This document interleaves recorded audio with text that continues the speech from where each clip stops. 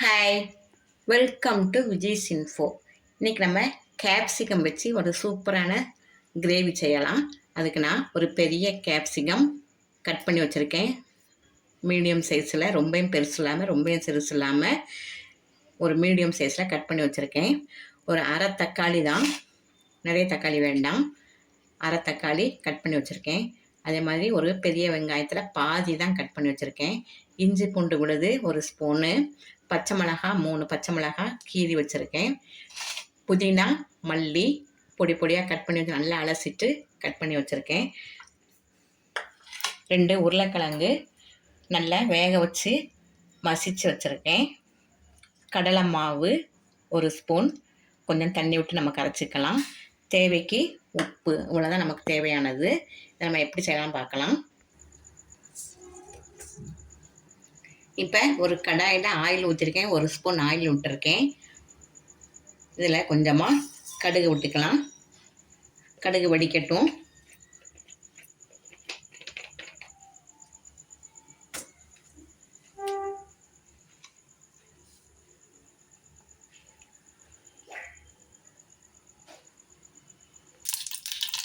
இப்போ கடுகு நல்லா வெடிச்சிருச்சு. நம்ம கட் பண்ணி வச்சுருக்கிற ஆனியனை போட்டுடலாம்.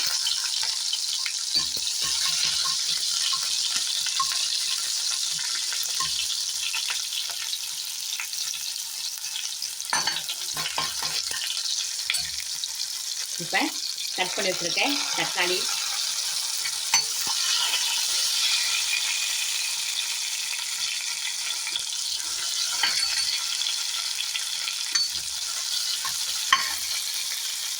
இப்போ கட் பண்ணி வச்சுருக்கிறேன் பச்சை மிளகாய்,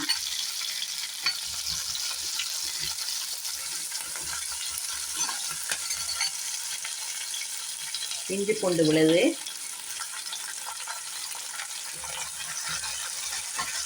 இது நல்லா பச்சை வாசம் போகிற வரல வதக்கிக்கலாம்.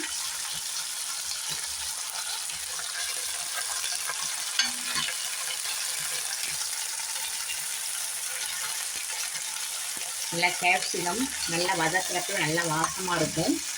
கிரேவி நல்ல மணமாக இருக்கும். நல்லா டேஸ்ட்டாக இருக்கும். இதில் விட்டமின் ஏ வேலை இருக்குது. கண்ணுக்கெலாம் ரொம்ப நல்லது. குடமிளகாய் அடிக்கடி நீங்கள் சேர்த்துக்கலாம். இப்போ நல்ல சீசன் தான். குடமிளகாய் அடிக்கடி சேர்த்து சமைச்சு பாருங்கள். நம்ம கட் பண்ணி வச்சுருக்கிற இந்த குடமிளகாய் போட்டுக்கலாம்.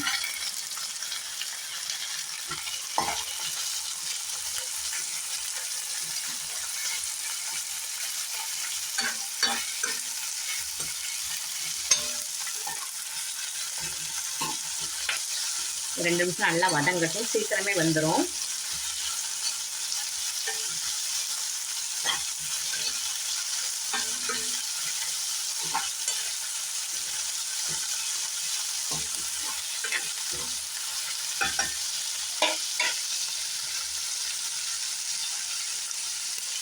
இப்போ நம்ம உருளைக்கிழங்கு நல்லா வேக வச்சு மசிச்சு வச்சுருக்கோம்.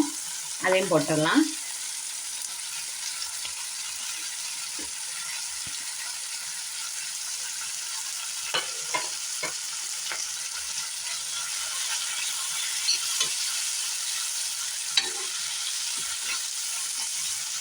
நல்லா பார்க்கறதுக்கே கலர்ஃபுல்லாக சூப்பராக இருக்குது பாருங்க. நல்லா டேஸ்ட்டும் நல்லாயிருக்கும். 10 நிமிஷம் செஞ்சிடலாம். உருளைக்கிழங்கு மட்டும் நம்ம வேக வச்சுட்டோம்னா 10 நிமிஷம் இந்த கிரேவி ரெடி ஆயிரும்.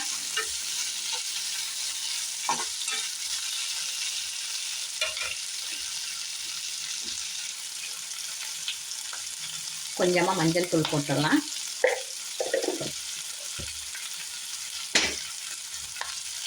தேவைக்கு உப்பு போட்டுடலாம்.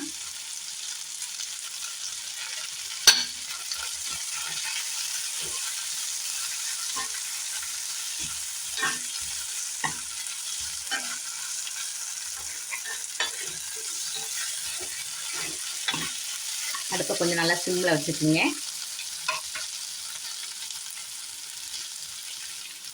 இப்போ நம்ம எடுத்து வச்சுருக்கிறேன் கடலை மாவு போட்டுடலாம்.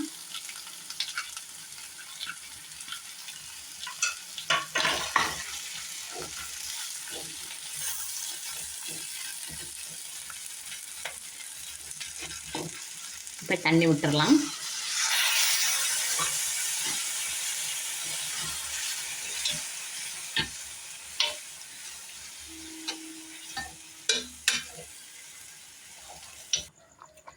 நல்லா உங்களுக்கு கிரேவிக்கு எவ்வளோ வேணுமோ அந்த தண்ணியை ஊற்றுக்குங்க. நான் 2 கிளாஸ் தண்ணி விட்டுருக்கேன். பாருங்கள், இந்த அளவு போதும். பூரிக்கு சாப்பிட்றதுக்கு நல்லாயிருக்கும். பூரி சப்பாத்திக்கு எல்லாம் ரொம்ப தண்ணி ஆடாமல் இந்த மாதிரி கொஞ்சம் கெட்டியான பதத்தில் வச்சுக்குங்க. ஒரு பச்சை வாசம்லாம் போன பிறகு நம்ம மல்லி புதினா இலை தூவி இறக்கிடலாம். இப்போ நம்ம நல்ல ஒரு கைப்பிடி அளவு புதினா மல்லி தூவிட்டோன்னா சூப்பரான கேப்சிகம் கிரேவி ரெடி ஆயிடுச்சு. மொத்தம் ஒரு 10 நிமிஷம் கூட ஆகலைங்க. நம்ம உருளைக்கிழங்கு மட்டும் வேக வச்சுட்டோம்னா 10 நிமிஷத்தில் நம்ம கிரேவி சூப்பராக ரெடி ஆயிரும். கேப்சிகம் கிரேவி நல்லா வாசமாகவும் இருக்கும், உடம்புக்கும் ரொம்ப நல்லது. இப்போ நம்ம ஸ்டவ் ஆஃப் பண்ணிடலாம். விட்டமின் ஏ நிறைஞ்ச ஒரு கேப்சிகம் கிரேவி செம்ம டேஸ்ட்டாக ரெடி ஆகிடுச்சு பாருங்கள். வித்தின் 10 மினிட்ஸில் ஆகலை, டக்குன்னு ரெடி ஆகிடுச்சு. பூரி சப்பாத்தியோட செம்ம டேஸ்ட்டாக இருக்கும். நான் இன்றைக்கி பூரி பண்ணியிருக்கேன். இந்த கிரேவிக்கும் இதுவும் செம்ம டேஸ்ட்டாக நீங்கள் சாப்பிட்டு பாருங்கள். இந்த ரெசிபி உங்களுக்கு பிடிச்சிருக்கும். பிடிச்சிருந்தா லைக் பண்ணுங்கள், ஷேர் பண்ணுங்கள், சப்ஸ்கிரைப் பண்ணுங்கள், பெல் ஐக்கானை தட்டி விடுங்க. மற்றும் ஒரு நல்ல ரெசிபி உங்களை சந்திக்கிறேன். பாய்.